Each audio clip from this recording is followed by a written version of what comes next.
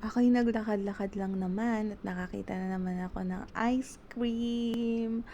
Paano na naman ang diet nito, guys? Asan ang masarap na ice cream dyan?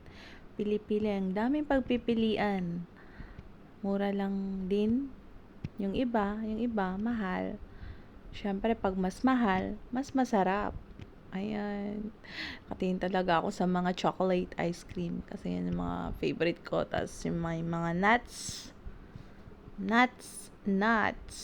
Oh, mango, vanilla. Naglakad ka lang naman pero nakakita ka na naman ng ice cream.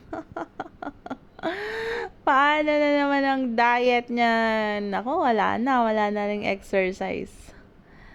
Kaya, sige lang, kain ng kain, enjoy life, sabi nga nila. Ano kaya hinahanap ko dyan? Ano kaya ang kukunin ko dyan?